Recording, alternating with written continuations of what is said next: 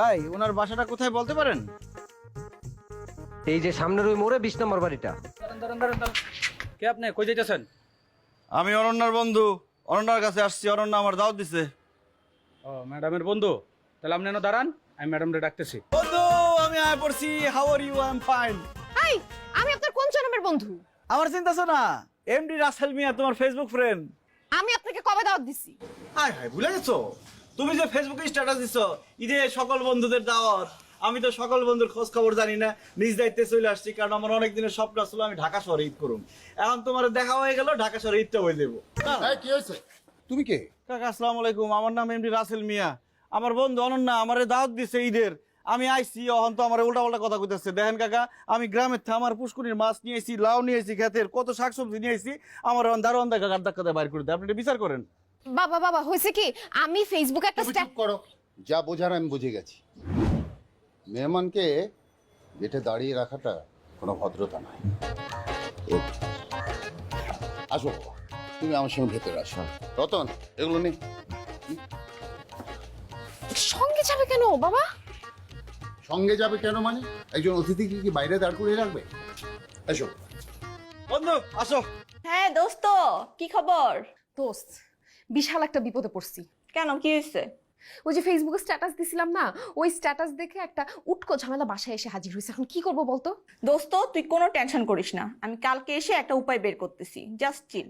দোস্ত প্লিজ একটা বুদ্ধি দে, এই গ্রাম্য ভূতটাকে কিভাবে বাসা থেকে বাইর করবো? মানে আমার কিন্তু মাথাটা গরম হয়ে যাইতেছে, আমি পাজল হয়ে যাইতেছি, ফেড আপ পুরা। একটা বুদ্ধি দে, কেউ একজন বল।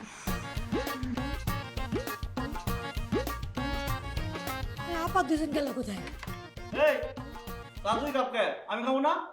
ওরে আল্লাহ রে, আমার জমিদার রে, আমি খাবো না?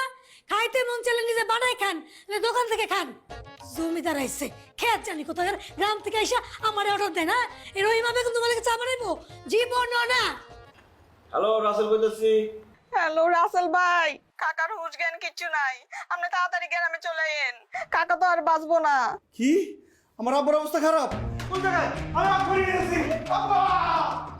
আজ হয়েছে ওটা বিদায় হয়েছে। তোর মাথায় এত বুদ্ধি কই থেকে আসে বলতো? আমার মনে হয় ও সকাল বিকাল ফ্যান খায়। ফ্যান কি? ফ্যান হচ্ছে ভাতের মার। সকাল বিকেল ফ্যান খেলে নাকি মাথার বুদ্ধি খোলে। রাসেল ভাই আমাকে এই কথা বলে গেছে। কি মনে একটা খাওয়া বলো, চিন্তা করেন আমি কত বড় বলদ। আমারে ফোন দিয়ে কয় কি যে আমার আব্বাই বলে মরে যেতেছে। আমি তো দিছি দৌড়, অর্ধেক যাওয়ার পরে হঠাৎ করে মনে হলো আব্বাই মরে যেতেছে। মানে আমার আব্বাই তো মরে গেছে আরো 6 বছর আগে। অন কি নতুন করে মরবো নাকি? মনে হয় কি ফাইলাম করে ফোন দিছে, আনালে রং নাম্বারে ফোন দিয়ে কথা করছে। কিরকম বলদ চিন্তা করেন। আমারও মনে হয় কি ফ্যান খাওয়ানো উচিত সকাল বিকাল। কিরে মা, কই যাচ্ছিস? ও আমি তো একটু শপিং এ যাচ্ছি বাবা। শপিং এ যাচ্ছি? একা কেন? কাউকে সঙ্গে নিয়ে যা। কাকে সঙ্গে নিয়ে যাব? তুই এক কাজ কর, তুই রাসেলকে সঙ্গে নিয়ে যেতে পারিস। ওকে নিয়ে যা। ওনাকে নিয়ে যাব আমি? বন্ধু এই ড্রেসটা দেখো, গোলাপি, সুন্দর লাগবে তোমারে। আপনাকে কি বলছি আমার জন্য ড্রেস চয়েস করতে? সমস্যা কি আপনার? এর দাম কত ভাই?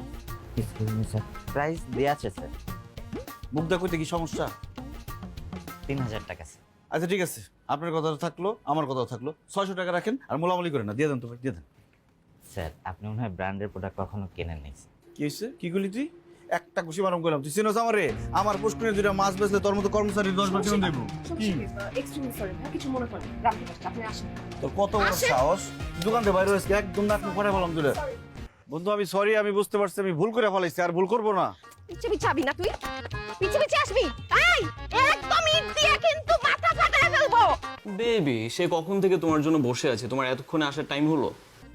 আচ্ছা বেবি, আমি একটু ওয়াশরুম থেকে আসি। বন্ধু কনফার্ম লুচ্ছে। এই যে ফোন আইছে না, ফোন কেরা করছে? ফোন আর একটা গার্লফ্রেন্ড করছে। অন যে মিশা কথা কইছে, না আমি তো এখন বাড়িতে আছি, আমার লগে আছি, এগুলো কইবো। আমার বয়ফ্রেন্ডকে নিয়ে একদম উল্টাপাল্টা কথা বলবেন না। ওকে আমি খুব ভালো মতো চিনি। জিসান এরকম কোনো কিছু করতে পারে না। আর আপনি সবকিছু মধ্যে নাক গলাচ্ছেন কেন? তুমি এডি বুঝবা না, এডি পোলাগু ধরন, এডি লুচ্চা। তুমি এইসব কথা শুনো না, তুমি আমার লোক ভাই জিগে। আপনাকে আমার কোনো দায়িত্ব নিতে হবে না, আপনি যান এখান থেকে প্লিজ। আরে বউ, তোমার আজকে কি সুন্দর লাগতেছে তুমি জানো? দেখছো অবস্থা?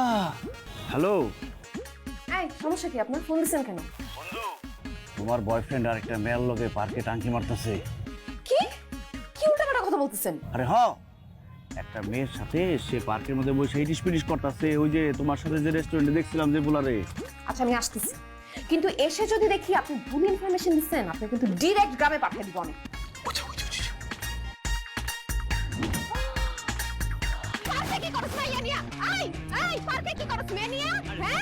তুমি এখানে কোত্থেকে আসলা? আমি কই থেকে আসলাম? তুই আগে বল, কে এই মেয়ে? আমি ওর বউ, আপনি কে? আমি ওর গার্লফ্রেন্ড। কি গার্লফ্রেন্ড? পাটপার, ছোট লোক, নিম্নমানের লুচ্চা।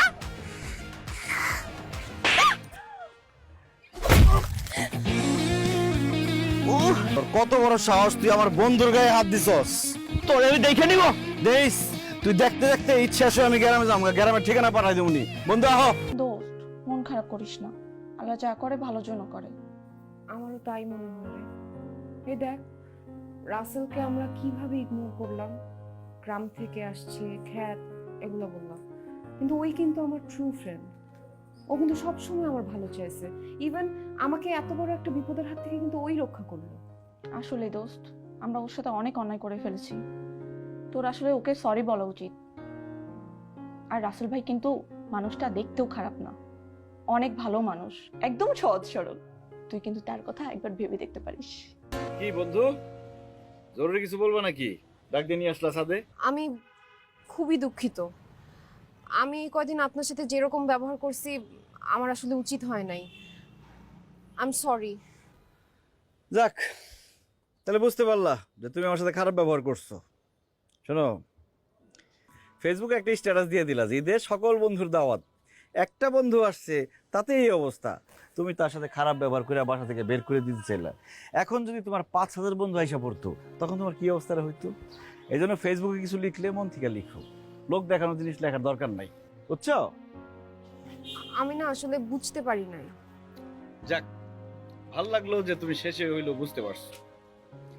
কিন্তু একটা জিনিস বুঝছো, মানুষ কিন্তু এত বোকা না, আমি এত বোকা না যে একটা ফেসবুকে স্ট্যাটাস দিলা আর ঈদের দাওয়াত খেতে তোমার বাসায় চলে আসলাম।